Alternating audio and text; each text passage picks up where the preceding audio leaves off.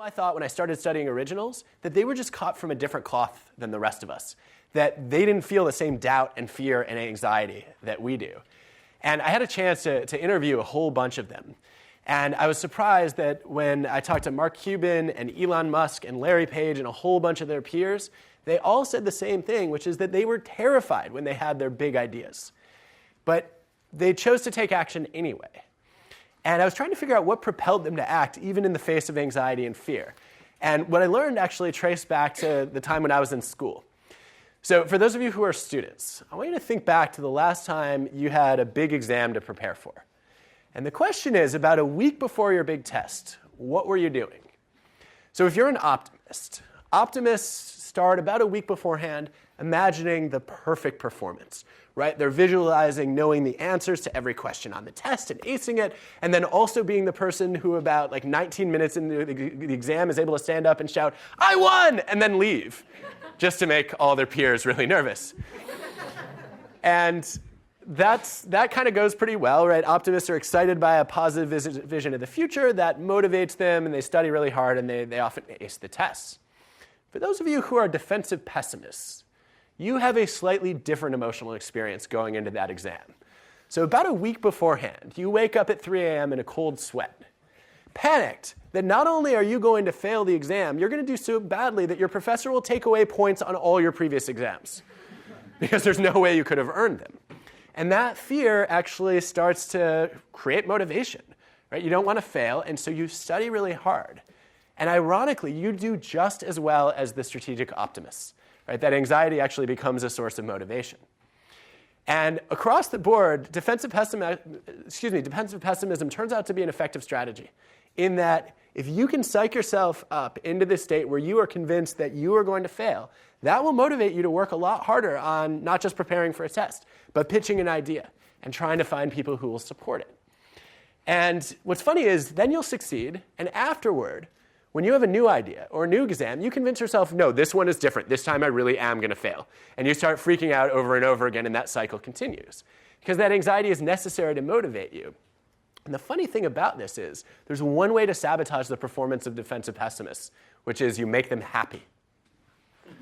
That's not a joke. That's a data point, actually. If you put defensive pessimists in a good mood, their performance drops because they no longer have the anxiety that they need to propel themselves into that frenzy of effort. So I think this is a really critical skill.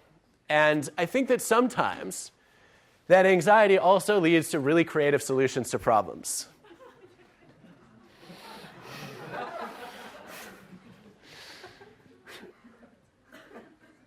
Now, that for me begs the question of what do you do when that anxiety becomes debilitating, when it literally causes you to freeze or it disrupts your thinking capabilities? And the best thing that I've learned about this actually comes out of evolutionary psychology. So I think you're all familiar of prehistoric theories of how our minds tended to work, which is an oversimplified story that goes like this.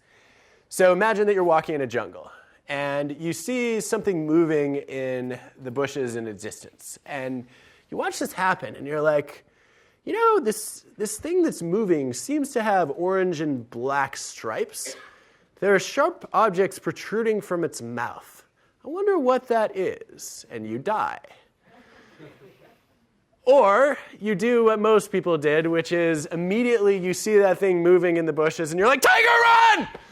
And then you get to survive and pass on your genes. And I think many experts believe that we evolved an amygdala to serve this function, which is basically often the fear circuitry involved in driving that gut reaction, which bypasses your higher level thinking capabilities and just causes you to immediately show fight or flight. The problem is we can have those kinds of emotional reactions to events today that are totally ordinary, right? That are not survival relevant. And the key is to be able to keep those emotions in check. Another former student, Alison Wood Brooks, who's now at Harvard Business School, ended up doing some studies to try to figure out how to manage that anxiety effectively. And when she asked people, how do you manage anxiety? She found the most common answer by far was, I try to calm down. I listen to relaxing music. I remind myself that everything's going to be okay. And over 90% of people said that is the best way to deal with it. And it turns out it's not. Because when you're super anxious, it's really hard to slam on the brakes. when you have a brick on a gas pedal. What Allison found is that if instead of trying to calm down, you say, I'm excited, you actually manage your anxiety much more effectively. Because excitement, just like anxiety, is a high-intensity emotion. And so you can keep your foot on the gas pedal and just convert it into something that's a little bit more energizing. And the great thing about both anxiety and excitement is they both involve uncertainty. When you have something coming up in the future and you don't know what's going to happen, you can be nervous about it going poorly, or you can be excited about it going well.